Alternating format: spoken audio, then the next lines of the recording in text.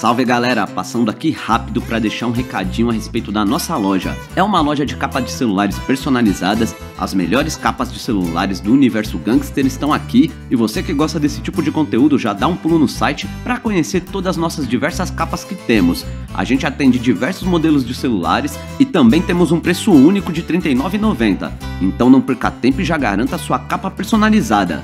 Enviamos para todo o Brasil, então já garanta a sua. Saudações, família!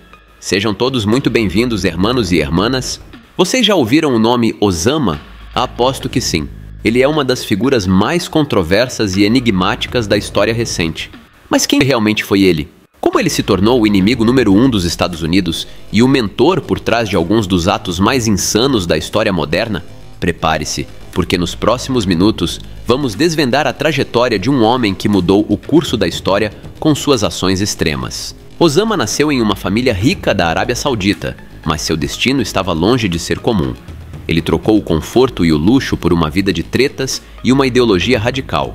Desde jovem foi influenciado por movimentos que pregavam uma mentalidade maluca. Como um jovem idealista, ele se juntou a grupos no Afeganistão durante a invasão soviética, uma experiência que moldou sua visão de mundo e sua determinação em combater o que ele via como opressão ocidental. Foi nesse período que ele começou a construir uma rede de aliados e seguidores, que mais tarde se transformaria na conhecida AQ. Mas como um homem com recursos limitados e um grupo de seguidores conseguiu desafiar as maiores potências mundiais? A resposta está em sua estratégia implacável e em sua habilidade de inspirar uma causa global. Prepare-se para explorar os eventos que marcaram a vida da principal mente por trás do 11 de setembro até a operação que finalmente pôs fim à sua jornada. Vamos entender como suas ações ecoaram pelo mundo e deixaram uma marca inquestionável na história.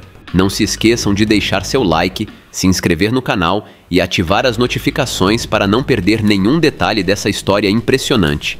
Eu tô deixando meu Pix junto com o link da loja e do Apoia-se nos comentários fixados. Considerem apoiar o canal. A ajuda de vocês é muito importante para o canal. Agora, vamos começar essa viagem pelo tempo e revelar os segredos da vida deste personagem sombrio. Bora pro vídeo!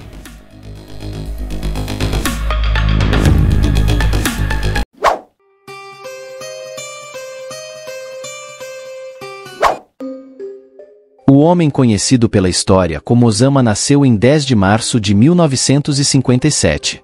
Seu local de nascimento é objeto de discussões, com organizações policiais internacionais acreditando por anos que ele nasceu na cidade de Jeddah, no oeste da Arábia. Mas, no entanto, agora é geralmente aceito que ele nasceu na capital saudita, Riad. Seu pai era Mohammed bin Avad Osama, que nasceu no Iêmen em 1908. Quando era criança, sua família emigrou do norte do Iêmen para a costa vermelha do oeste da Arábia, em uma região que agora faz parte da Arábia Saudita, mas que na época era disputada entre o Império Otomano e a Casa Real Saudita.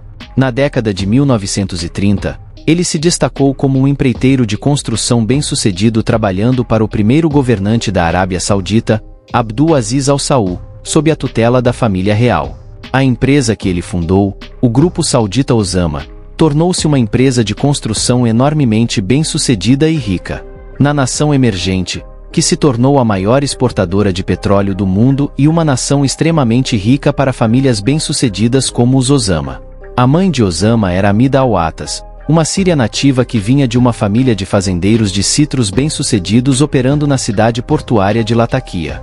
Ela se tornou a 10ª esposa de Mohammed em 1956, quando se casou com um milionário de 48 anos quando ela tinha apenas 14 anos. Um ano depois, Osama nasceu. Ele foi o único filho deles, e Mohammed e Hamida se separaram logo depois. Isso gerou especulações de que eles nunca realmente se casaram e que Hamida foi apenas brevemente concubina de Mohammed. A juventude e criação de Osama foram de privilégio.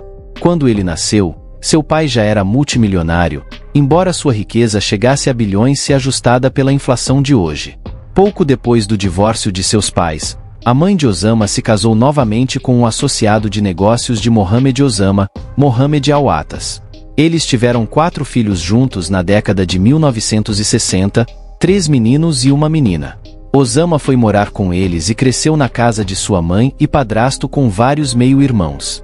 Mas seria errado sugerir que ele estava afastado de seu pai. Mohamed Osama desempenhou um papel importante no desenvolvimento de seu filho, incutindo nele grande parte de seu fervor religioso conservador. A partir de 1968, Osama frequentou a escola modelo Al-Tajer, uma escola secundária em Jeddah. Em 1971, ele teve uma experiência direta do mundo ocidental quando foi enviado à Universidade de Oxford, na Grã-Bretanha, para fazer um curso de inglês. Além disso, acredita-se que ele tenha exibido alguns traços típicos de meninos durante sua infância e adolescência, sendo um fã de futebol que seguia o Arsenal Futebol Clube e mostrava interesse em história militar. Apesar disso, os primeiros anos de Osama tinham um ar de normalidade, embora seu contexto fosse tudo menos normal. Na década de 1960, o grupo saudita Osama era uma das corporações mais significativas de todo o mundo árabe. Seus laços com a família real saudita eram extremamente extensos. A empresa havia até recebido contratos para gerenciar as contínuas reformas das mesquitas nas duas cidades mais sagradas do mundo islâmico, Meca e Medina. Em 1964, a empresa adquiriu o contrato para restaurar o exterior do Domo da Rocha, o mais importante local religioso muçulmano em Jerusalém. Nessa época, os laços entre Mohamed Osama e a família real saudita se tornaram extremamente extensos. Porém, em 1967, Mohamed foi de base aos 59 anos em um acidente de avião na Arábia Saudita, quando o piloto errou na aterrissagem. Apesar desse revés, o grupo saudita Osama continuou a prosperar sob a liderança de vários dos filhos de Mohamed de seus casamentos anteriores. De fato, ao se diversificar nas décadas de 1970 e 1980, a empresa se tornou uma companhia multibilionária com contratos lucrativos em todo o Oriente Médio. Osama não estava envolvido nas atividades comerciais do grupo saudita Osama nos anos após a queda de seu pai, pelo simples fato de ser muito jovem.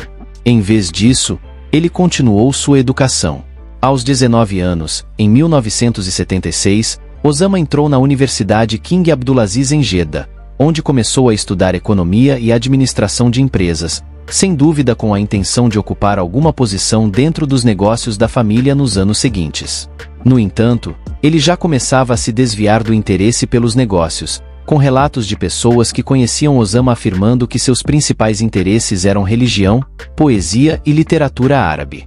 Ele certamente não precisava se preocupar com dinheiro, educação ou trabalho futuro, já que Osama herdaria mais de 30 milhões de dólares da herança de seu pai. Nessa época, ele já era casado, tendo se unido à sua primeira esposa, uma mulher síria chamada Najanin, em 1974, quando ele tinha apenas 17 anos. Ela também era sua prima de primeiro grau por parte de mãe e a primeira de pelo menos 5 esposas. Osama teria mais de 2 dezenas de filhos durante sua vida. Claramente, os anos de meados para o final da década de 1970 foram formativos na vida de Osama e em suas visões ideológicas. Embora grande parte das evidências sobre esses anos seja frustrantemente esparsa e às vezes contraditória, o cerne de suas visões é claro. Osama começou a desenvolver uma ideologia pan-islamista desde cedo, um movimento que defende a ideia de que muçulmanos de todas as nações devem se unir na defesa e promoção de sua fé. Essa visão remonta à era do Califado Árabe, que entre os séculos 8 e 9 governou a maior parte do Oriente Médio, norte da África e regiões adjacentes a partir da capital do Califado em Bagdá. Central ao pan-islamismo nas décadas de 1960 e 1970 estava o compromisso de reduzir e, se possível, acabar com a intervenção ocidental no Oriente Médio, uma região dominada pelos britânicos e franceses desde o colapso do Império Otomano no final da Primeira Guerra Mundial, e onde os Estados Unidos estavam se tornando uma parte cada vez mais interessada.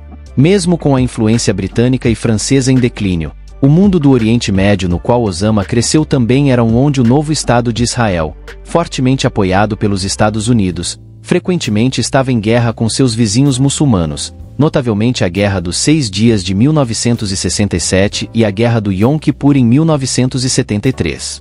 Uma influência particularmente forte sobre Osama na década de 1970 foram os escritos de Said Qutb, um estudioso islâmico egípcio e teórico religioso e político que havia sido membro da Irmandade Muçulmana até sua prisão e execução em 1966. Os extensos escritos de Qutb foram amplamente ensinados em escolas e universidades em todo o mundo muçulmano desde a década de 1940 e incluíam argumentos de que a jihad islâmica, ou luta contra o mal, era totalmente justificável nos interesses de um novo califado islâmico e que a lei Sharia, baseada em uma interpretação rígida do Alcorão, deveria ser imposta em todos os estados muçulmanos. Um tom de forte sentimento anti-ocidental também permeava grande parte dos escritos de Qutb, com ele denunciando os Estados Unidos como materialistas, sem Deus e desprovidos de valores espirituais de qualquer tipo. Se houve uma influência definidora nas crenças ideológicas de Osama nas décadas de 1960 e 1970, foi Qutb. Significativamente, o irmão de Qutb, Mohammed, que se tornou um promotor apaixonado das ideias de seu irmão, era professor na Universidade King Abdulaziz em Jeddah, enquanto Osama era estudante lá no final da década de 1970. Osama terminou seus estudos na Abdulaziz em 1979. Não está claro se ele se formou com um diploma ou não. O momento foi significativo, pois o mundo islâmico estava em tumulto naquele momento. Primeiramente, a Revolução Iraniana de 1978 havia removido o Shah apoiado pelo Ocidente do poder no Irã e criado um novo Estado Islâmico liderado pelo Ayatollah Ruhollah Khomeini. Enquanto isso ocorria no Irã, ao nordeste, no Afeganistão, o país estava mergulhando no caos político. Em 1978, o Partido Democrático do Povo do Afeganistão, PDPA, marxista, havia tomado o poder e começado a estabelecer um Estado socialista, não religioso. O PDPA tinha laços de longa data com a União Soviética e, de fato, a Rússia sempre teve interesse no Afeganistão, remontando ao século XIX, quando o país era um importante Estado tampão entre a Rússia e a presença britânica na Índia e no Paquistão. No entanto, não há grandes evidências de que os soviéticos foram a força motriz por trás da tomada do poder pelo PDPA no Afeganistão em 1978. No entanto, eles forjaram laços estreitos com o novo regime marxista em Cabul uma vez que estava no controle do país. Assim, uma vez que grupos islâmicos e outros opositores do PDPA começaram revoltas contra o novo governo ao longo de 1978 e 1979, o regime marxista logo pediu ajuda a Moscou. Apoio limitado foi enviado a princípio, mas à medida que a situação do PDPA continuava a deteriorar-se, a União Soviética efetivamente invadiu o Afeganistão nos últimos dias de dezembro de 1979. No início de 1980, milhares de tanques soviéticos e dezenas de milhares de soldados haviam sido desdobrados enquanto Moscou ocupava as principais cidades do país. Mesmo antes da invasão soviética do Afeganistão, Osama havia viajado para o Paquistão muito rapidamente após terminar seus estudos na Universidade King Abdulaziz. O Paquistão desempenhou e continua a desempenhar um papel significativo nos movimentos jihadistas internacionais do século XX e início do século XXI. O país afirmou ser contra o fundamentalismo islâmico em seu território, mas durante décadas tem fechado os olhos para isso, em grande parte porque o Paquistão muçulmano tem estado envolvido em uma longa disputa fria com seu inimigo amargo, a Índia hindu, desde que o Raj britânico foi dividido ao longo de linhas religiosas em 1947. O Paquistão desempenharia um papel na vida de Osama nas próximas 3 décadas. Quando ele chegou lá em 1979, rapidamente ficou sob a tutela de Abdullah Azam, um jihadista palestino que influenciou muitos dos mais importantes insanas islâmicos do final do século XX. Azam encorajou Osama, pouco tempo depois, a se juntar às dezenas de milhares de homens muçulmanos que estavam indo para o Afeganistão para lutar contra os invasores ateus soviéticos. Esses indivíduos ficaram conhecidos como Mujahideen, um termo que se traduz aproximadamente como aquele que se engaja na disputa santa ou jihad. No início dos anos 1980, Osama começou a usar sua fortuna herdada para recrutar e treinar Mujahideen no Paquistão antes que eles se dirigissem para as regiões montanhosas do Afeganistão. Embora esse financiamento fosse insignificante em comparação com os bilhões de dólares gastos pelos governos dos Estados Unidos e da Arábia Saudita para equipar e treinar forças antissoviéticas tanto no Afeganistão quanto no Paquistão, que foram usados como seus procuradores para combater a invasão soviética. Além disso, Embora as declarações sobre a extensão em que Osama foi financiado e treinado por agentes estadunidenses naquela época tenham sido exageradas, não há dúvida de que ele teve alguns contatos limitados com forças especiais dos Estados Unidos na região nos anos 1980. A disputa na qual Osama se envolveu a partir de 1980 desenvolveu-se de maneira semelhante aos conflitos no Afeganistão nos últimos 2 séculos. Com 80 mil soldados comprometidos pelos soviéticos até o final de 1980 e armamento muito superior, eles foram capazes de ocupar e manter as principais cidades e sustentar o PDPA marxista. Mas os grupos Mujahideen, dos quais havia ramos mais moderados e fundamentalistas, estavam em grande parte no controle das regiões fora das cidades. As montanhas Hindu-Kush, que dominam grande parte do país, particularmente no leste e no norte, são um território ideal para a disputa de guerrilha, e foi exatamente essa forma que a disputa soviético-afegã tomou nos anos 1980. Os combates se tornaram extremamente sangrentos, com os soviéticos usando bombardeios indiscriminados e destruição de vilarejos rurais para tentar erradicar os insurgentes. Em meados da década de 1980, mais de 4 milhões de pessoas, de uma população de 14 milhões no Afeganistão, foram deslocadas, com centenas de milhares se tornando refugiadas no Paquistão e no Irã. Enquanto o conflito resultou em pelo menos 500 mil de quedas, e talvez até 3 vezes esse número, logo se tornou conhecido como o equivalente soviético do que a disputa do Vietnã foi para os Estados Unidos, à medida que os russos enfrentavam um inimigo que não podiam derrotar. Durante todo esse período, Osama foi uma figura importante no movimento Mujahideen no Afeganistão. A princípio, ele começou fornecendo bens para os combatentes no país e também facilitando o movimento de indivíduos que queriam pegar em armas contra os soviéticos, de sua terra natal, a Arábia Saudita, para o Paquistão, onde eram treinados e equipados. Antes de serem enviados para o norte, Osama movia-se entre o Paquistão e os redutos dos Mujahideen nas montanhas do Hindu-Kush. Em 1984, ele e seu mentor Abdullah Azam estabeleceram a Maktab al-Hikmat, uma organização cujo objetivo era angariar fundos tanto do mundo árabe quanto do ocidental para continuar a disputa contra os soviéticos. Esses recursos eram então utilizados para comprar armas e treinar os Mujahideen. Até 1986, a rede havia treinado centenas de combatentes baseados no leste do Afeganistão, na base de Osama conhecida como Almazada, a Toca dos Leões. Eles lideraram a ação dos Mujahideen contra os soviéticos e o regime marxista na Batalha de Jaji, no final da primavera e início do verão de 1987.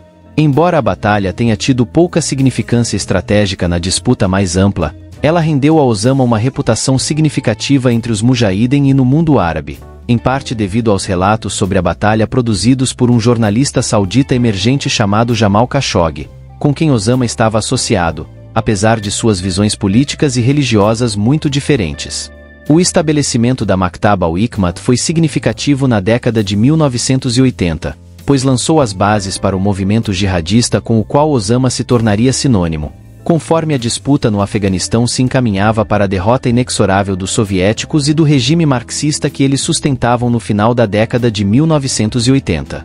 As atenções se voltaram para o futuro da organização. Alguns membros queriam que ela permanecesse uma entidade moderada que continuasse a iniciativa contra os soviéticos, mas Osama, Abdullah Azam e outros se opuseram a isso e acreditavam que a Maktab al-Hikmat deveria ser transformada em uma organização maior que buscasse continuar a expulsão de potências não árabes do mundo árabe e muçulmano. Ultimamente, essa ala mais extremista do movimento resultou na criação, em 1988, de uma nova organização conhecida como AQ. Chamarei assim por conta das políticas do titio YouTube. Com o tempo, ela se tornaria a maior organização jihadista do mundo e é notoriamente reconhecida como tal até hoje. Desde o início, o objetivo da AQ era iniciar uma disputa santa ou jihad contra não-muçulmanos em qualquer parte do mundo muçulmano tradicional, ou seja, no Oriente Médio, na Ásia Central Inferior, no Magrebe e na África do Norte e também em partes mais periféricas do mundo muçulmano, como Somália, Mali e Nigéria, na África subsaariana, e regiões muçulmanas mais ao leste, na Indonésia e em outros lugares. Grande parte de seu quadro ideológico centrava-se em remover a influência estadunidense do Oriente Médio e também em destruir o Estado de Israel, que era visto como um enclave ocidental no Levante. Com o tempo, O grupo passou a acreditar que precisava incitar uma disputa significativa contra os Estados Unidos para radicalizar o mundo muçulmano contra os kafir ou não muçulmanos, pois as organizações não poderiam esperar se envolver em conflitos diretos desde o início. Seu modus operandi durante seus primeiros anos seriam táticas insanas. Além disso, a AQ via os muçulmanos moderados como tendo se afastado do Islã tradicional e desejava estabelecer uma forma rígida de governo islâmico em todo o mundo muçulmano, baseado na lei Sharia e numa interpretação literal do Alcorão. Ao ser estabelecida em 1988, a AQ, a disputa no Afeganistão já estava chegando ao fim.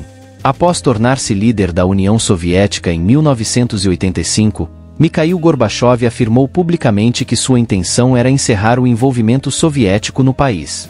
No entanto, assim como os Estados Unidos levaram anos para se retirar completamente do Vietnã, os soviéticos não puderam simplesmente sair da noite para o dia.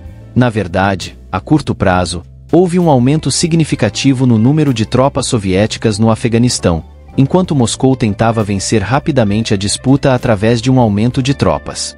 Isso não teve sucesso, pois a administração de Ronald Reagan continuou a enviar quantidades significativas de ajuda militar e financeira para os Mujahideen, que, uma vez equipados com mísseis Stinger para derrubar helicópteros soviéticos, entraram em um período de sucesso sem precedentes na disputa de guerrilha.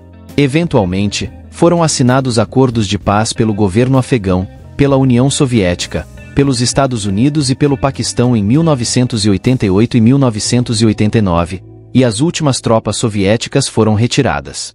Posteriormente, nos anos seguintes, o regime marxista começou a perder cada vez mais terreno para os grupos Mujahideen e eventualmente entrou em colapso em 1992. Mas assim que o regime comunista saiu de cena, os diversos grupos Mujahideen se voltaram uns contra os outros. Seguiu-se então 4 anos de disputa civil antes que um grupo conhecido como Talibã emergisse vitorioso em 1996, embora nunca tenha obtido controle completo do país, pois grande parte do norte foi mantido até o final dos anos 1990 e início dos anos 2000 pela Aliança do Norte. Após a disputa soviético-afegã, Osama inicialmente retornou à sua Arábia Saudita natal. Em 1989, ele recebeu uma recepção heróica por seu papel em ajudar a expulsar os russos do Afeganistão. De volta à Península Arábica, ele começou a trabalhar com o Grupo Osama, a empresa de seu pai, na tentativa de alavancar seu poder econômico e laços comerciais para ajudar a crescer a AQ. Ao mesmo tempo, ele começou a se reunir com outros líderes do movimento jihadista islâmico no Egito e em outros lugares. Durante esse período, as relações entre Osama e o governo saudita começaram a se deteriorar. Enquanto Osama estava determinado a seguir um caminho cada vez mais confrontacional contra os não-muçulmanos, o governo saudita continuava a manter sua posição como aliado-chave dos Estados Unidos no Oriente Médio, o que se tornou um ponto de conflito entre Osama e o regime saudita. Um desses pontos de conflito foi a disputa civil no sul do Iêmen. Osama queria que a Arábia Saudita interviesse diretamente para expulsar o Partido Socialista do Iêmen, apoiado pelos soviéticos, mas o governo real em Riad bloqueou seus esforços para fazê-lo. Outro problema envolvendo um vizinho da Arábia Saudita logo causaria atrito entre Osama e o governo saudita, resultando na ruptura final de suas relações com a família real saudita. Em 2 de agosto de 1990, Saddam Hussein, ditador do Iraque, que havia passado grande parte da década de 1980 lutando uma disputa contra o Irã com forte apoio dos Estados Unidos, invadiu o pequeno estado do Golfo, Kuwait, um dos países mais ricos per capita do mundo e que devia bilhões de dólares ao Iraque, emprestados para financiar sua disputa contra o Irã na década de 1980. Após a invasão que viu o pequeno estado do Kuwait conquistado em 2 dias, houve um grande alvoroço internacional e, em poucas semanas, os Estados Unidos começaram a formar uma coalizão de aliados militares para lançar uma contra-invasão ao Iraque. Esta coalizão incluía países como Grã-Bretanha, França, Alemanha e dezenas de outros. Também contava com o apoio de vários países árabes e muçulmanos, especialmente Egito, Síria e Arábia Saudita. No outono de 1990, enquanto as negociações para encontrar um acordo pacífico ainda estavam em andamento, tropas estadunidenses começaram a se deslocar para o Oriente Médio para um acúmulo militar, dirigindo-se principalmente para a Arábia Saudita, que seria usada como base para a libertação do Kuwait e o ataque ao Iraque, caso as negociações falhassem. E foi exatamente o que aconteceu.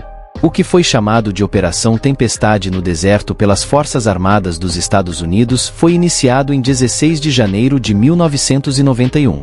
Desde o início do acúmulo militar, Osama estava indignado, pois o governo saudita concordou com uma proposta do secretário de Defesa dos Estados Unidos, Dick Cheney, de que a América deveria intervir para impedir qualquer extensão da agressão do Iraque para a Arábia Saudita. Em resposta a isso, Osama organizou uma reunião com o rei saudita Fahd e solicitou que o país proibisse as tropas estadunidenses de se reunirem na Arábia Saudita, oferecendo-se para usar sua própria legião árabe formada no Afeganistão durante a disputa para defender a fronteira saudita contra qualquer incursão iraquiana. Esta oferta foi recusada e o acúmulo de tropas dos Estados Unidos e da coalizão intensificou-se. Nas semanas seguintes, Osama começou a denunciar publicamente o governo saudita, lançando uma campanha de propaganda hostil na qual afirmava que a família real estava convidando infiéis ocidentais para o reino, que era o defensor dos locais mais sagrados do Islã, Meca e Medina. Ele também tentou convencer os ulamas, os principais estudiosos religiosos da Arábia Saudita, a emitir uma fátua condenando a incursão estadunidense na Península Arábica. Tudo isso contribuiu para uma ruptura fatal entre Osama e o governo saudita, e em 1991 ele foi expulso do país. Enquanto isso, a Operação Tempestade no Deserto resultou na rápida derrota do Iraque e na libertação do Kuwait na primavera de 1991. Em vez de buscar uma mudança de regime, os Estados Unidos deixaram Saddam Hussein no poder, retiraram suas tropas da região e impuseram sanções devastadoras ao Iraque. Após sua expulsão da Arábia Saudita em 1991, Osama rumou para o Sudão, estabelecendo-se lá em 1992. Em 1989, o coronel Omar al-Bashir tomou o poder em um golpe militar quase sem derramamento de sangue. Ele rapidamente implementou uma forma de lei Sharia em toda Sudão, tornando o país um refúgio adequado para Osama continuar suas atividades. Osama foi pessoalmente convidado para o Sudão por Hassan al-Turabi, presidente da Assembleia Nacional Sudanesa e a segunda figura mais poderosa no Sudão depois de al-Bashir.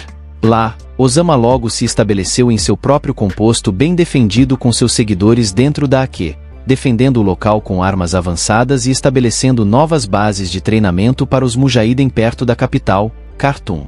As consequências da liberdade que ele recebeu no Sudão foram significativas, levando o país a ser designado como patrocinador estatal do terrorismo internacional. Após a disputa do Golfo, Osama e a AQ passaram a ser observados de perto pelos serviços de inteligência e pelo Departamento de Estado dos Estados Unidos. Durante seu tempo no Sudão, de 1992 a 1996, as atividades de Osama eram monitoradas quase diariamente pelos Estados Unidos, com sobrevoos de seu complexo e outras formas de coleta de inteligência. Até 1996, as sanções dos Estados Unidos contra o Sudão, devido ao abrigo de Osama e de outros fundamentalistas e insanas islâmicos proeminentes, começaram a causar sérios danos à economia do país. Além disso, o presidente Omar al-Bashir havia superado o principal apoiador de Osama no governo, Hassan al-Turabi. Como resultado, ficou claro para Osama que o Sudão não era mais um refúgio seguro, e ele retornou ao Afeganistão em 1996, onde o Talibã havia acabado de consolidar seu controle sobre grande parte do país.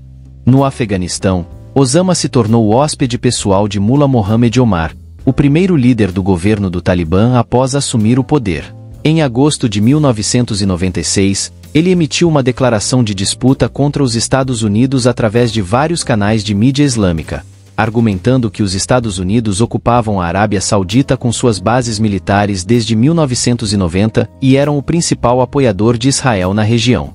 Especula-se que as ações de Osama em 1996 foram motivadas pela perda de grande parte de sua riqueza de origem familiar quando deixou o Sudão, e que a ordem de expulsão serviu para radicalizá-lo ainda mais e colocá-lo em um caminho de disputa total contra o governo dos Estados Unidos, cujas sanções contra o Sudão pressionaram o governo sudanês a tomar a posição que tomou.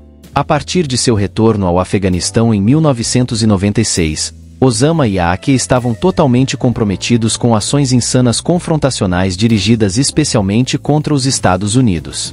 Essas ações sempre fizeram parte do modus operandi da organização.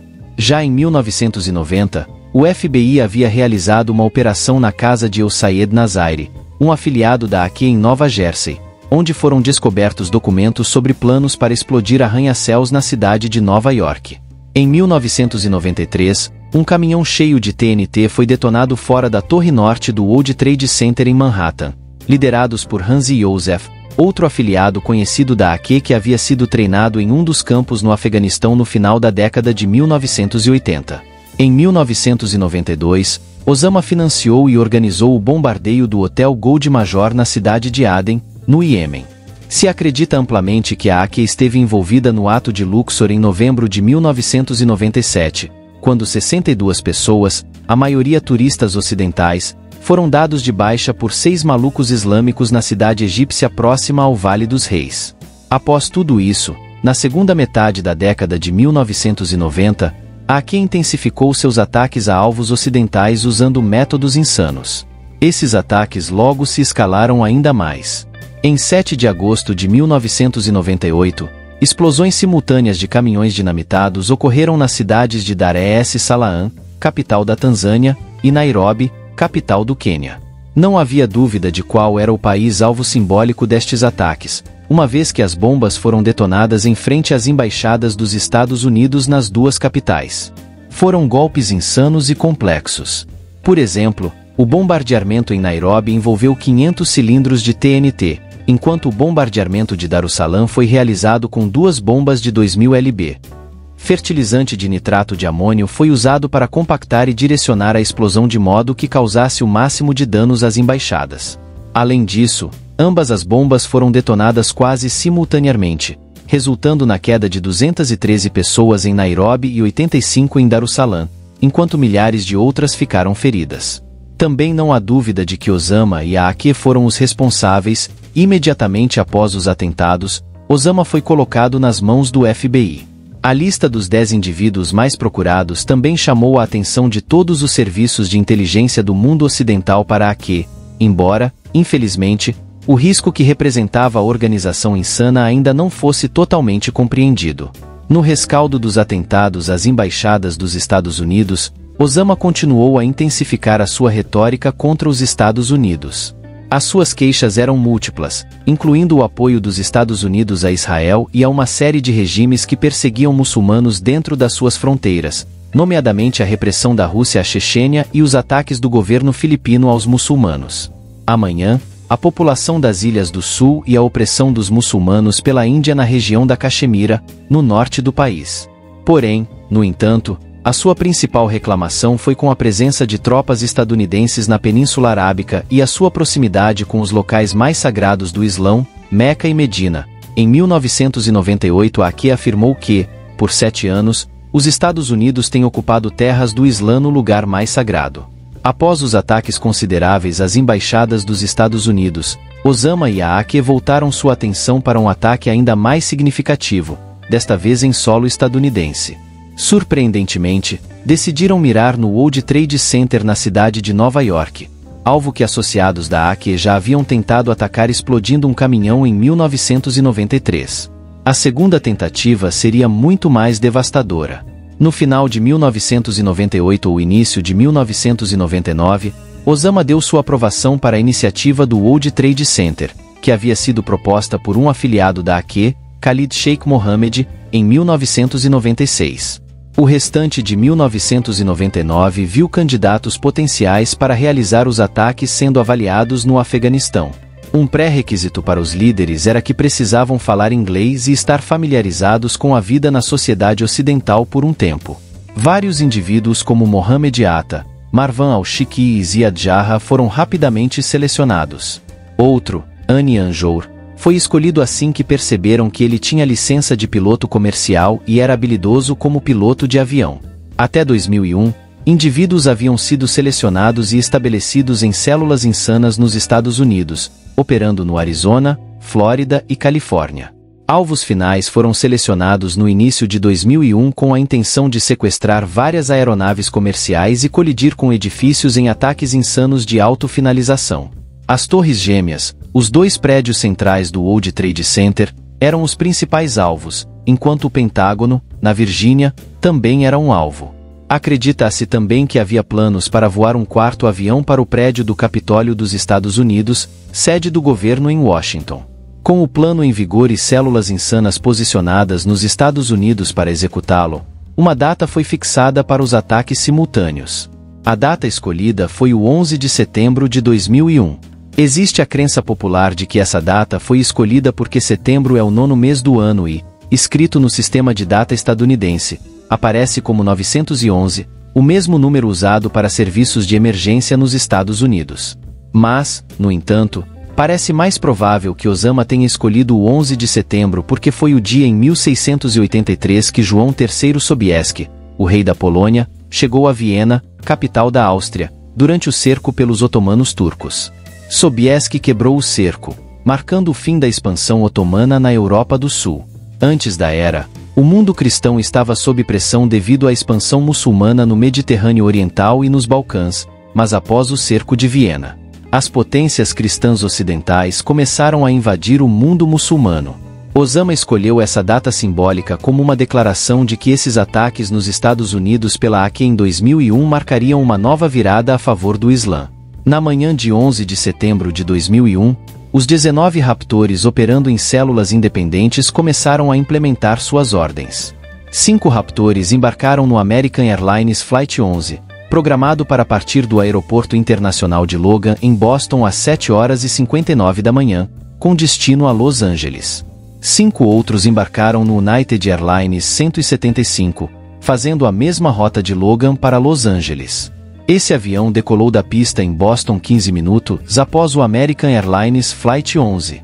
Enquanto isso, 6 minutos depois, às 8h20 da manhã, o American Airlines Flight 77 decolou do Aeroporto Internacional Washington Dulles, na Virgínia, não muito longe de Washington, D.C., com 5 raptores a bordo. Finalmente, 22 minutos depois, às 8h42 da manhã, um quarto avião, United Airlines Flight 93, partiu do Aeroporto Internacional de Newark, em Nova Jersey, com destino a São Francisco, com apenas 4 raptores a bordo, e o que se seguiu foi algo extremamente sinistro. Minutos após decolarem, os raptores em todos os 4 aviões começaram a tomar controle das aeronaves. Como resultado, às 8h46 da manhã, o American Airlines Flight 11 se chocou contra a torre norte do World Trade Center, viajando a aproximadamente 750 km por hora. Enquanto pessoas em toda Manhattan se perguntavam se poderia ter sido um acidente, o United Airlines Flight 175 mudou de direção nos céus às 9h03, 17 minutos após o primeiro avião ter atingido a Torre Norte. Ele colidiu com a Torre Sul a uma velocidade de 800 km por hora. Pouco mais de meia hora depois, às 9h37 da manhã, o American Airlines Flight 77 atingiu o lado oeste do Pentágono, na Virgínia. Apenas o United Airlines Flight 93 não atingiu seu alvo, pois caiu em um campo na Pensilvânia enquanto os passageiros tentavam retomar o controle da aeronave. Os acidentes dos aviões foram apenas o início da loucura. Quando os aviões atingiram as Torres Gêmeas, bem mais de 10.000 pessoas já estavam dentro, iniciando seu dia de trabalho. Com os elevadores incapacitados pelo dano do impacto inicial e os incêndios devastando os andares superiores, os esforços de evacuação só puderam prosseguir em ritmo moderado. À medida que as pessoas tinham que descer dezenas de escadarias, os andares superiores onde os aviões haviam atingido se transformaram em um inferno, e em questão de minutos muitos daqueles que ainda estavam vivos pulavam para a queda. A Torre Sul, atingida segundo, desabou às 9h59 da manhã. Seguiu-se 29 minutos depois pelo desabamento da Torre Norte. No total, estima-se que 2.606 pessoas caíram nas torres e no solo, juntamente com 147 passageiros e tripulantes nos 2 aviões. Os danos no Pentágono foram menos severos, mas mesmo aqui 125 pessoas caíram no local, juntamente com 59 tripulantes e passageiros. Os 40 tripulantes e passageiros do United Airlines Flight 93 perderam suas vidas. Os atos de 11 de setembro de 2001 foram realmente muito devastadores e ficou para a história mundial. Além disso, porque os veículos de comunicação começaram a cobrir a história em minutos ao redor do mundo, e as imagens dos aviões atingindo as torres estavam logo disponíveis. O impacto simbólico dos ataques foi sem precedentes como um ato de maluquice. Inicialmente, Osama negou ter sido envolvido no planejamento dos ataques de 11 de setembro nos Estados Unidos. Em 16 de setembro, foi feita uma declaração por ele, que posteriormente foi transmitida pela Al Jazeera, na qual ele negou responsabilidade.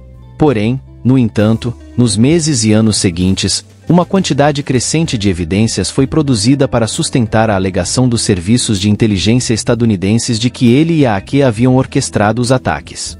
Em 2004, a Al Jazeera divulgou um novo vídeo dele no qual ele afirmava categoricamente que era responsável por dirigir os 19 raptores que embarcaram nos 4 aviões em 11 de setembro de 2001.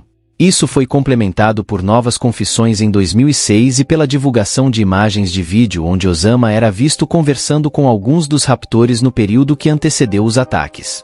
Ao longo desses eventos, também foi declarado por Osama que seu objetivo ao mirar nas Torres Gêmeas era buscar uma vingança simbólica pela destruição de numerosas torres e edifícios de vários andares em Beirute em 1982, durante a invasão israelense do Líbano. Na época dos ataques de 11 de setembro, Osama era considerado um homem escondido nas Montanhas Brancas ao sul do Hindu Kush, no Afeganistão, no leste do país, próximo à fronteira com o Paquistão. A administração do presidente dos Estados Unidos, George W. Bush, agiu rapidamente para aprovar uma resolução conjunta do Congresso em 18 de setembro de 2001, autorizando o uso da força contra aqueles que foram considerados responsáveis pelos ataques de 11 de setembro. Como o regime talibã no Afeganistão havia abrigado Osama e a AQ desde 1996 e se recusou a entregá-lo às autoridades estadunidenses, o regime como um todo foi considerado um alvo. Consequentemente, aeronaves estadunidenses e britânicas começaram a bombardear alvos estratégicos no Afeganistão. Em 7 de outubro de 2001, foram estabelecidos laços com a Aliança do Norte, que controlava partes do norte do país contra o Talibã. Operativos especiais dos Estados Unidos foram inseridos no país em pequeno número já no final de setembro, mas foi apenas em 19 de outubro que a invasão terrestre principal começou. À medida que tropas estadunidenses, com contingentes aliados de dezenas de outras nações, começaram a entrar no Afeganistão em grande número, a disputa no Afeganistão resultou em uma rápida vitória inicial para os Estados Unidos e seus aliados. Até o início de novembro, as forças estadunidenses haviam cercado a capital, Cabul. Logo durante o dia seguinte, tropas da Aliança do Norte e dos Estados Unidos começaram a entrar na cidade, enquanto o Talibã fugia para as montanhas ou em direção à cidade do sul, Kandahar. Foi nesta última cidade que o Talibã fez sua última grande resistência no final de novembro. As forças remanescentes se renderam no início de dezembro, aparentemente encerrando a disputa. Também foi no início de dezembro que uma nova administração interina foi estabelecida, com Hamid Karzai como o primeiro presidente do novo Afeganistão. Mas, no entanto, essa vitória inicial foi efetivamente um falso amanhecer, e o Afeganistão logo seria assolado por revoltas insurgentes que os Estados Unidos nunca seriam capazes de derrotar. A invasão do Afeganistão também falhou em levar Osama à justiça, e os Estados Unidos, até que estiveram mais próximos. Assim que Kandahar estava caindo para o ocidente, um grupo de várias centenas de combatentes aliados, incluindo 70 forças especiais dos Estados Unidos e dezenas de outros operativos especiais, junto com algumas centenas de combatentes da Aliança do Norte, conduziram a campanha no complexo de cavernas de Tora Bora nas Montanhas Brancas, onde se acreditava que Osama e muitos outros membros da AQ estavam escondidos. Seguiu-se uma batalha de quase 2 semanas nas montanhas e cavernas, um conflito que ficou conhecido como a Batalha de Tora Bora. Os serviços de inteligência estadunidenses acreditam que Osama estava presente durante esses combates, mas ele escapou, pois a presença militar aliada era insuficiente para capturá-lo. Acredita-se que ele tenha cruzado a fronteira sul para o Paquistão nos dias ou semanas seguintes. Nesse ponto, Osama era o homem mais procurado do mundo, com uma recompensa de $25 milhões oferecida pelo governo dos Estados Unidos por informações que levassem à sua captura ou queda. Essa quantia seria aumentada para $50 milhões em 2007, enquanto a caçada ao líder da AQ e arquiteto dos ataques de 11 de setembro continuava. No entanto, Osama e a AQ continuariam representando uma ameaça para a América e o mundo ocidental por muitos anos. O paradeiro de Osama nos anos seguintes à sua fuga do Afeganistão no inverno de 2001 foi motivo de ampla especulação. Nessa época, ele era o homem mais procurado do mundo e sua movimentação era secreta, mesmo para os serviços de inteligência dos Estados Unidos, que só conseguiram reconstruir parcialmente seus movimentos durante a década de 2000. Evidentemente, ele e muitos outros líderes principais da AQ passaram a maior parte desses anos no Paquistão. Sua presença aqui não era oficialmente tolerada pelo governo paquistanês. Os regimes sucessivos na capital Islamabad foram efetivamente apoiadores de organizações insanos islâmicas ao longo dos anos. Mas no caso de Osama, não era possível para eles aprovar sua presença em solo paquistanês. No entanto, foi adotada uma abordagem leve para capturar Osama, mesmo quando estava claro que ele estava escondido no país, o que significava que os serviços de inteligência dos Estados Unidos tiveram que tentar localizar o líder insano dentro do país, com o apoio morno dos serviços de segurança paquistaneses na melhor das hipóteses. Durante grande parte do tempo após sua fuga inicial do Afeganistão, acredita-se que ele tenha estado em Waziristão, a região montanhosa do norte do Paquistão, perto da fronteira afegã. Relatos na segunda metade dos anos 2000 às vezes o colocavam como tendo se mudado para o oeste, para o Irã, mas esses eram provavelmente espúrios.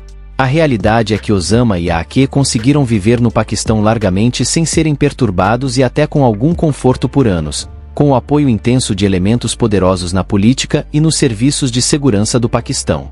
Durante esse tempo, Osama e a AQ continuaram a organizar atividades insanas em todo o mundo muçulmano.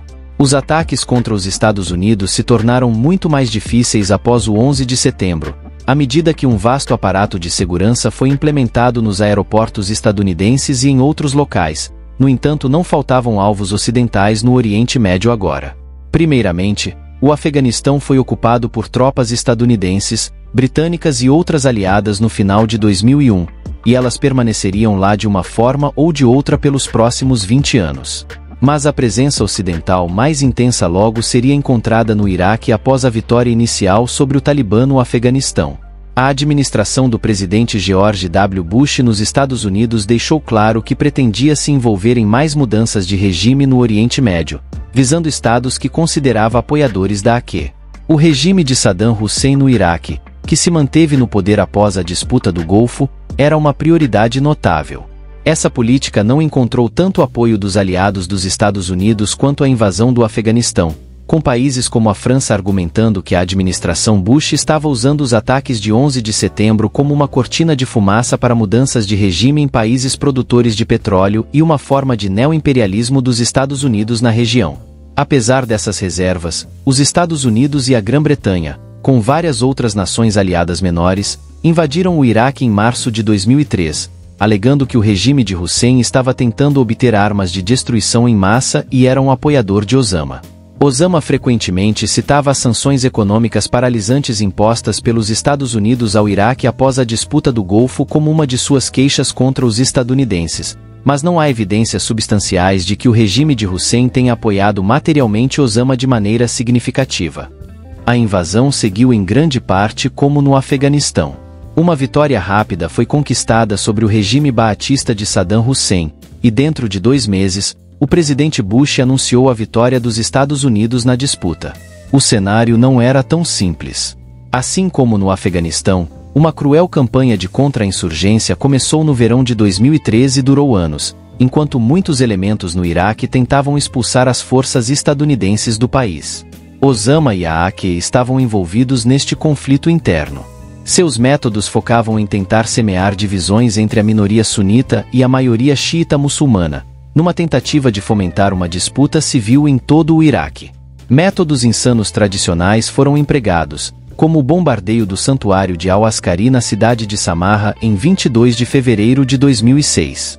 Embora essa ação não tenha resultado em uma perda generalizada de pessoas, viu-se a destruição de um dos lugares mais sagrados no Iraque para os muçulmanos xiitas e desencadeou dias de violência sectária em Bagdá e outras partes, onde pelo menos 1000 pessoas caíram.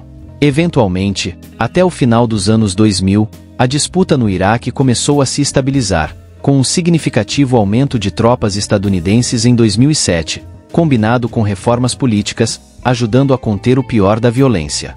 Mas, no entanto, a AK continuou sua campanha, e de seu refúgio no Paquistão, Osama autorizou ataques em Bagdá. Um atentado de autofinalização no santuário do Imã Hussein na cidade de Karbala, em março de 2008, resultou em 42 quedas e dezenas de feridos. Enquanto isso, de volta ao Paquistão, Osama havia se mudado para um novo composto construído especialmente na cidade de Abbottabad, no norte do Paquistão. A construção deste composto começou logo após a chegada de Osama ao país no início de 2002 e foi concluída em 2005. O composto era construído em uma propriedade de 38 mil pés quadrados e cercado por uma cerca de concreto de até 5,5 metros de altura, com arame farpado no topo. Havia poucas janelas e muitas telas para bloquear a visão do interior, incluindo uma tela em uma varanda do terceiro andar alta o suficiente para garantir privacidade para Osama, que tinha 1,93 metros de altura. É difícil acreditar que as autoridades poderiam ter deixado de reconhecer o quão incomum era a nova propriedade, claramente construída com segurança em mente. Osama provavelmente viveu lá a partir de 2006 com algumas de suas esposas, filhos e seguidores, em uma cidade não muito longe da capital do Paquistão, Islamabad. Enquanto o composto de Osama o abrigou no Paquistão por muitos anos, eventualmente sua dependência excessiva dele seria sua ruína. Em 2009, os serviços de inteligência dos Estados Unidos determinaram que Abu Ahmed al-Kuwaiti, um confidente próximo de Osama, que se acredita ter estado com ele na Batalha de Tora Bora em dezembro de 2001, quando o líder insano escapou por pouco da captura pelos Estados Unidos, havia começado a trabalhar como um mensageiro confiável para Osama enquanto ele estava escondido no Paquistão. Em 2009, a CIA determinou que al-Kuwaiti estava morando em Abbottabad. Mais coletas da inteligência levou-os a identificar o composto de Osama como um prédio peculiar na cidade. Dezenas de milhões de dólares foram obtidos do Congresso dos Estados Unidos para financiar o estabelecimento de uma equipe da CIA no local em Abbottabad, que em 2010 começou a monitorar o composto e aqueles que entravam e saíam dele, apesar dessa extensa iniciativa e do uso dos dispositivos de vigilância e drones mais sofisticados disponíveis em qualquer lugar do mundo. A equipe nunca conseguiu obter uma fotografia ou qualquer outra evidência concreta que estabelecesse definitivamente que Osama estava vivendo dentro do composto, mas no início de 2011, a quantidade de evidências circunstanciais era tal que eles estavam convencidos de que este era o esconderijo do arquiteto dos ataques de 11 de setembro. O presidente dos Estados Unidos, Barack Obama, autorizou o que foi codinomeado como Operação Lança de Netuno em 1º de maio de 2011. Era hora do almoço em Washington, mas apenas meia hora depois, por volta das 23 horas no Afeganistão, 2 helicópteros Black Hawk com 2 dúzias de soldados a bordo decolaram de uma base aérea estadunidense no Afeganistão e voaram sobre a fronteira para o Paquistão. Pouco mais de 1h30 depois, por volta da 00:30 no Paquistão em 2 de maio, os helicópteros pousaram no composto em Abbottabad. Um dos helicópteros caiu durante o pouso, mas nenhum dos soldados ficou ferido. O combate começou assim que eles pousaram, com um breve tiroteio com alguns seguidores de Osama. Em seguida, os soldados avançaram para o composto principal. De volta a Washington, o presidente Obama e altos funcionários do governo e defesa assistiram imagens ao vivo da operação a partir da sala de situação na Casa Branca. Já no segundo andar, os soldados encontraram e abateram um dos muitos filhos adultos de Osama, além de outro seguidor, Abu Ahmed al-Kuwaiti, cuja presença em Abbottabad havia inicialmente sugerido aos serviços de segurança que Osama poderia estar abrigado na cidade. Então, enquanto subiam novamente, encontraram Osama no terceiro andar. As ordens dos soldados eram para dar de baixa, não capturar o líder da AK. Há relatos divergentes sobre o que ocorreu em seguida, pois diferentes soldados buscaram crédito por dar de baixa Osama, mas parece mais provável que tenha sido Matt Bissonette quem o abateu à 00:39 na hora local. Ele acertou em Osama na porta de seu quarto, e ele então recuou para dentro do quarto e caiu no chão, dado de baixa. Osama foi encontrado com 500 euros e 2 celulares costurados em suas vestes, sem dúvida para uso caso precisasse fugir de um ataque ao composto, como o que levou à sua queda. Foi um fim bastante patético. Anteriormente, uma decisão foi tomada de que o corpo de Osama seria rapidamente descartado, em um local onde seu lugar de descanso nunca fosse identificado e transformado em um santuário para fundamentalistas islâmicos e jihadistas. Assim, pouco depois de ser morto e o composto estar completamente seguro, os soldados colocaram o corpo do líder da AK em um saco e o levaram para o helicóptero que ainda estava intacto. Após uma varredura no composto para reunir qualquer inteligência que pudesse ser útil para mitigar novos ataques insanos ou estabelecer uma ideia mais concreta do que Osama havia feito ao longo dos anos, a equipe saiu do composto com o corpo no único helicóptero funcionando. Um helicóptero de backup foi chamado para recolher alguns dos soldados restantes. Às 20 horas, de volta em Washington, foi confirmado que o corpo era de Osama. Algumas horas depois, o presidente Obama dirigiu-se à nação para anunciar o sucesso da operação. Enquanto isso, o corpo de Osama estava sendo levado para uma localização desconhecida no mar e foi descartado lá, pesado com correntes de ferro e pedras para garantir que afundasse até o fundo do mar. Isso foi feito dentro de 24 horas de sua queda para cumprir a tradição islâmica. Infelizmente, a queda de Osama não resultou em nenhuma redução nas ameaças que os fundamentalistas islâmicos e jihadistas representavam para o mundo ocidental, ou mesmo para a maioria dos muçulmanos no mundo islâmico. Brutais como eram suas táticas, a AK já estava sendo eclipsada por movimentos jihadistas mais extremos. Na época da queda de Osama em 2004, um jihadista jordaniano chamado Abu Musab al-Zarqawi havia se associado à AK no Iraque durante os estágios iniciais da contra-insurgência contra a ocupação dos Estados Unidos em 2006. Al-Zarqawi e vários de seus aliados mais próximos se fundiram para formar o que chamaram de Estado Islâmico do Iraque. Posteriormente, nos anos seguintes, eles ganharam força, mas seus métodos também se tornaram cada vez mais brutais, incluindo o uso de táticas violentas contra muçulmanos que se recusavam a viver de acordo com formas severas da lei Sharia.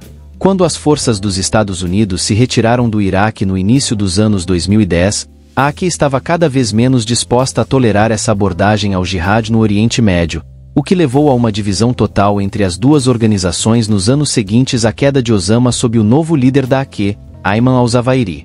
Incrivelmente, nos anos 2010, a AK, a organização responsável pelos ataques de 11 de setembro, estava sendo vista como muito moderada por muitos fundamentalistas islâmicos, e o grupo Estado Islâmico do Iraque estava ganhando muitos mais seguidores entre os potenciais jihadistas. Já nos anos seguintes, o Estado Islâmico do Iraque irrompeu as conversas com todo o mundo. Após a Primavera Árabe de 2011, uma louca disputa civil eclodiu na Síria, enquanto a retirada dos Estados Unidos do Iraque viu partes significativas do país escaparem ao controle do governo em Bagdá. Nesse ambiente, o Estado Islâmico, sob seu novo líder Abu Baghdadi, conseguiu começar a tomar controle direto sobre uma vasta extensão de território no norte do Iraque e leste da Síria. Ao longo de 2014 e 2015, o recém-nomeado Estado Islâmico no Iraque e no Levante, ou ISIL, se tornou uma tensão internacional ao declarar o estabelecimento de um califado islâmico sobre as terras que controlavam. O ISIL elevou a jihad islâmica a um novo nível de insanidade, do qual até mesmo a AK se distanciou. Gradualmente, entre 2014 e 2017, o controle sobre o leste da Síria e o norte do Iraque foi retirado do ISIL, à medida que os Estados Unidos enviaram tropas de volta à região no início dos anos 2020. O fundamentalismo islâmico parece estar em declínio, impulsionado em parte pela melhoria rápida dos padrões de vida no Oriente Médio, uma menor inclinação dos Estados Unidos para a construção de nações na região e um aquecimento das relações entre Israel e muitos de seus vizinhos muçulmanos. De fato, a principal ameaça do fundamentalismo islâmico parece ter se deslocado do Oriente Médio para o Sahel, a região ao longo da borda sul do deserto do Saara, onde grupos jihadistas têm minado a estabilidade de nações como Mali, Níger, Chad e Burkina Faso. O Talibã também retornou ao poder no Afeganistão após a retirada dos Estados Unidos em 2021. Osama foi, sem dúvida, a figura mais significativa na história do fundamentalismo islâmico moderno. Começando na década de 1970, ele foi gradualmente radicalizado através da exposição às ideias de estudiosos islâmicos como Saed Qutb. Esse radicalismo crescente, Combinado com o poder financeiro disponível para ele através do vasto império empresarial Osama na Arábia Saudita e as conexões que ele mantinha na sociedade saudita, asseguraram que, quando a invasão soviética do Afeganistão começou em 1979, ele pudesse empregar seus recursos extensivos para treinar e equipar seus homens para lutar contra os russos ao longo da década de 1980. Se sua carreira de oposição a incursões não muçulmanas no mundo islâmico tivesse terminado aí, ele seria apenas uma nota de rodapé na história. No entanto, uma vez que a disputa contra os soviéticos chegou ao fim, ele se comprometeu com um programa mais amplo de fundamentalismo islâmico. Suas ações durante a disputa do Golfo destacaram seu crescente ódio pelos Estados Unidos e sua disposição para romper com regimes muçulmanos, como o da família real saudita, se eles se envolvessem em ações que ele considerasse contrárias ao Islã. Assim, nos anos 1990, uma versão mais extrema de Osama e da AQ estava emergindo, refletida nas campanhas de bombardeio cada vez mais brutais, sendo as mais severas os atentados às embaixadas estadunidenses em 1998, que dar de baixaram centenas e feriram milhares. No entanto, é pelos ataques de 11 de setembro aos Estados Unidos que Osama e a AQ se tornaram mais infames. Naquela fatídica manhã de setembro de 2001, os raptores agindo sob as ordens de Osama lançaram golpes que deram de baixa em mais de 2.700 pessoas em questão de horas, enquanto milhares mais tiveram suas vidas interrompidas nos anos seguintes devido a lesões relacionadas. Além disso, o impacto psicológico foi devastador. A maioria das pessoas tem memórias claras de onde estavam e do que estavam fazendo quando as notícias dos ataques surgiram, e imagens dos aviões atingindo as Torres Gêmeas surgiram nos meios de comunicação. A vida mudou de muitas maneiras naquele dia, com medidas de segurança adicionais sendo impostas em todo o mundo ocidental para combater futuros ataques. Disputas seguiram no Oriente Médio, e por anos quase toda semana havia notícias de um incidente importante no Afeganistão, Iraque, ou em algum lugar, estampando as primeiras páginas dos jornais. Tudo isso culminou no surgimento do ISIL e em uma crise migratória no Mediterrâneo, à medida que milhões de pessoas buscavam fugir da Síria e do Iraque. Naquela época, Osama já tinha ido de base, caído de maneira desonrosa em um complexo fortificado onde estava escondido em Abbottabad por meia década. Mas, no entanto, o mundo foi mudado imensuravelmente por seu extremismo e sua loucura. Por fim, o que você pensa sobre Osama? Teria sido melhor para ele ter sido capturado vivo e levado a julgamento por seus atos? Deixe sua opinião na seção de comentários.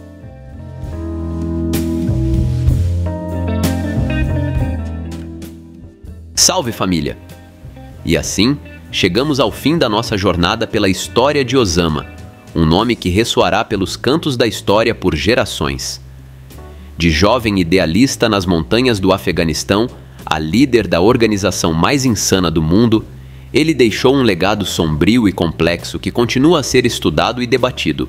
Sua vida foi marcada por conflitos, ideologias extremas e uma determinação implacável de desafiar as maiores potências mundiais. O 11 de setembro de 2001 foi um ponto de virada não só para os Estados Unidos, mas para o mundo inteiro, mudando para sempre a forma como lidamos com segurança e políticas internacionais. A caçada por Osama, que durou mais de uma década, culminou em uma operação audaciosa que finalmente trouxe sua queda. No entanto, o impacto de suas ações continua a influenciar nossa realidade, desde as leis até a maneira como percebemos e combatemos as ameaças globais. Enquanto refletimos sobre essa história, é essencial lembrar de todo o caos. O legado de Osama é um lembrete dos perigos da radicalização e do ódio, mas também uma chamada à ação para que busquemos a paz, a compreensão e a cooperação global. Obrigado por me acompanhar nessa jornada. Se você gostou deste vídeo, não esqueça de curtir, compartilhar e se inscrever no canal para mais conteúdos históricos e análises profundas. Deixe seus comentários abaixo sobre o que achou dessa história e quais outros temas você gostaria de ver aqui no canal. Lembre-se, entender o passado é crucial para construir um futuro melhor. Nos vemos no próximo vídeo. Até a próxima!